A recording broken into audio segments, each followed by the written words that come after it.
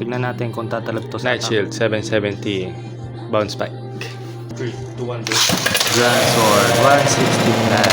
Tignan natin. Oops, nagsalpukan, lumipad ang Grand Sword. Sinundan ng Grand Sword ang Night Shield pero hindi nagkadikit. Oops, nakakilig ang Night Shield. Oops, sumalpok ang Grand Sword. Barrage attack, mabilis na atake. Inikot-ikutan ng ating Night Shield pero mukhang bibigay ang ating Night Shield pero naunahan ng Grand Sword na bumigay. Ayan, oops, wasak na pala ang ating Night Shield. 3, 2, 1, go. Grand Sword 360 flat. Ibang kulay ng Grand Sword, iba rin ang buo. Matake Night Shield, pero kumikot-ikot ang Grand Sword, kumikot-ikot pa ulit. Oops, pinira yung Night Shield. Nagkatira sila at wasak ang ating Night Shield na bila. Nababurst na siya. 2, 1, go. Cerberus Hand 360 low flat. Umpisa pa lang, nagkakawasakan na. Mawawasak kaya ang ating bidang Night Shield with assault. Sa tingin ko ay masyado matibay ang Night Shield.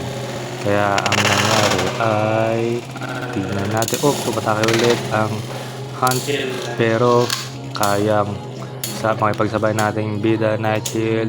At umikot-ikot na lang sila pareho sa gitna ng ating arena. At ang nangyari, tapos. 3, 2, 1, go. Hell's Hammer 360 cycle. Agresibo ang Hell's Hammer pero naiiwasan siya ng ating Night Shield. Tignan natin, oops, sumalpok, napakalakas at umikot ulit sa arena at sasalpok kaya, oops, sumalpok, umibabaw ang ating Hell's Hammer at nagsalpukan sila. Hinabol ng Hell's Hammer ang Night Shield pero wag daw muna, umikot, bumelo, oops, sinalpok ulit ang Night Shield pero matibay, hindi nawawasak. Paikot-ikot lang, inikutan siya ng Hell's Hammer, sinasalpok paunti-unti.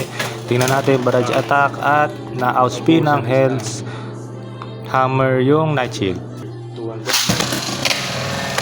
Hell's Brave, Jaggy, 350 low flat. Lumabit ang pangyayari, nawasak agad ang Night Shield. Sobrang lakas ng ating Hell's Brave. Wasak.